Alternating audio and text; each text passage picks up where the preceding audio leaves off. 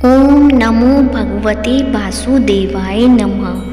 नमस्कार दोस्तों, आप सभी का मेरे YouTube चैनल मायरा वॉइस में हार्दिक स्वागत है। आज की इस वीडियो में हम आपको विजया एकादशी कथा सुनाएंगे। कथा सुनने से पहले आप सभी से अनुरोध है, यदि आपने मेरे चैनल को सब्सक्राइब नहीं किया है तो सब्सक्राइब करें और कथा प्रारंभ करने से पहले कमेंट बॉक्स में ओम नमो भगवते वासुदेवाय लिखना ना भूलें। कथा इस प्रकार है। अर्जुन ने भगवान श्री कृष्ण से पूछा, हे वासुदेव, फाल्गुन मास में कृष्ण पक्ष की एकादशी का क्या महात्म्य है? आपसे मैं जानना चाहता हूँ, अतः कृपया करके इसके विषय में जो कथा है वह सुनाएं। इस पर श्री कृष्ण जी कहते हैं, प्रिय अर्जुन, फाल्गुन मास की कृष्ण पक्ष की एकादशी विजया एकादशी के नाम से जानी जाती है। इस एकादशी का व्रत करने वाला सदा विजयी रहता है।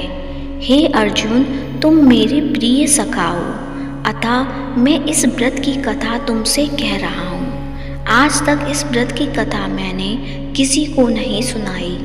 तुमसे पूर्व केवल देवर्षि नारद ही इस कथा को ब्रह्मा जी से सुन पाए हैं। त्रेता युग की बात है। श्री कृष्ण रामचंद्र जी, जो विष्णु के अंशावतार थे, अपनी पत्नी सीता को ढूंढते हुए सागर तट पर पहुँचे। सागर तट पर भगवान का परम भक्त जटायु नामक पक्षी रहता था। उस पक्षी ने बताया कि सीता माता को सागर पार लंका नगरी का राजा रावण ले गया है और माता इस समय अशोक वाटिका में है।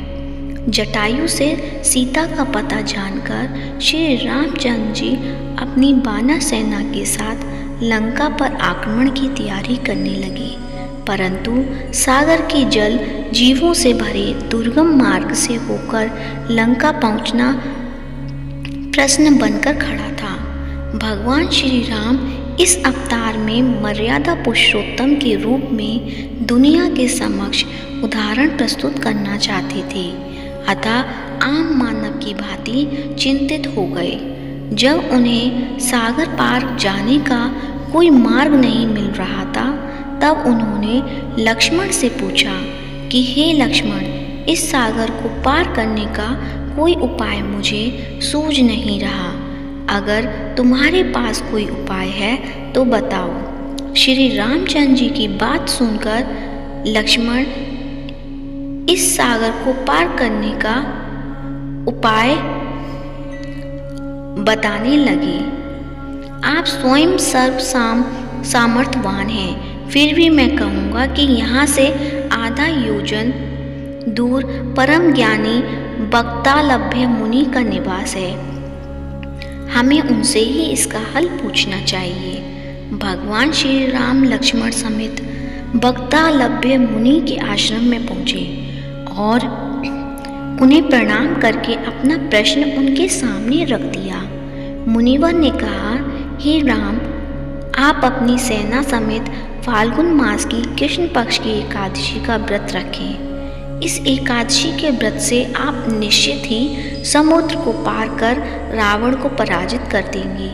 श्री राम जी ने तब उक्त तिथि के आने पर अपनी सेना समेत मुनिवर के बताए विधान के अनुसार एकादशी का व्रत रखा और सागर पर पुल का निर्माण कर लंका पर चढ़ाई की। राम और रावण का युद्ध हुआ, जिसमें रावण मारा गया।